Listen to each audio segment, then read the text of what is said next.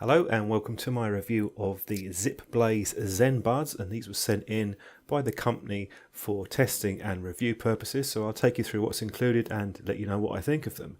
So the packaging on this very much premium, but it's worth having a look on the back because it gives you some of the specs, including the run times, around about 4 hours run time, and you also have a power bank included with this kit, which I will show you, and that acts as for charging up the earphones. You can also use it on a mobile phone as well. Now, taking it out of the box, you can see it's somewhat larger than a lipstick style size, but it's still very compact for a small unit. And under the top cover here we have the instruction manual. You also get a micro USB lead included, and a couple of extra sizes for the tips. You have the medium ones already pre-fitted, and there's some retainers. These are all silicone. You don't have to fit those retainers, they just help to hold the earpiece in the ear. Now, looking at the manual, for me it's a bit on the long side, but it is worth reading this because it takes you through the operation, which is actually quite straightforward.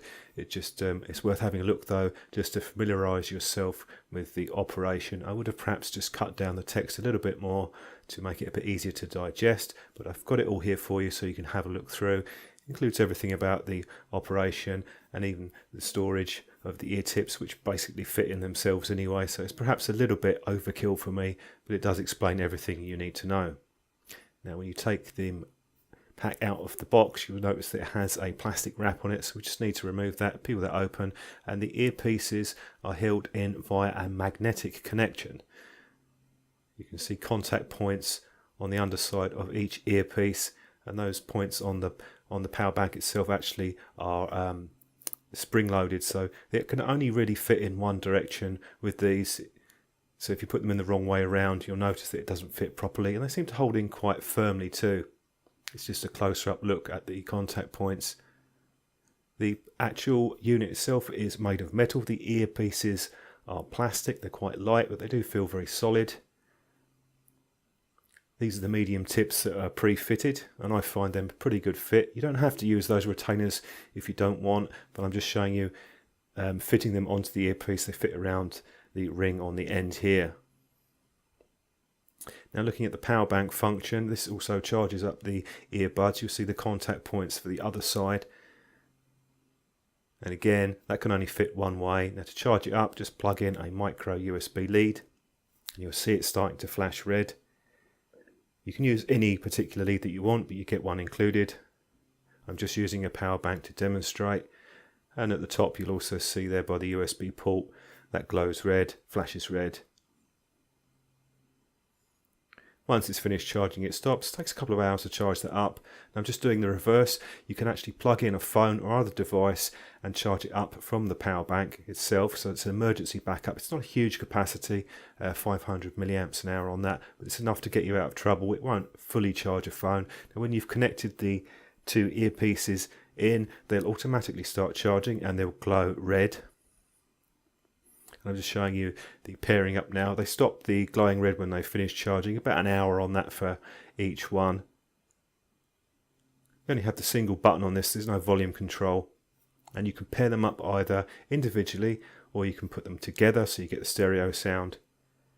And you'll see them blinking in sequence. So it's just a case of pairing up the first one that you've selected to the device. Just showing you here on my Windows phone. You can see K2 come up, and depending on whether or not you've got them connected separately or individually, you can see the blue light flashing. This is just a quick shot just to show you what it looks like fitted into the ear, and they're a pretty nice fit even without the retainers. They're quite nice, lightweight. A couple of thoughts on the Zenbuds. Firstly, with the sound, I was very impressed with the sound on these actually, because the bass response was very deep, very clean, and there wasn't any distortion, but you also got a good response in the mids and the highs, so they really do live up to the claims of a more premium product in terms of the sound. And I like the functionality and design of the unit too, with the magnetic charging, and it's very easy to use them with the voice prompts.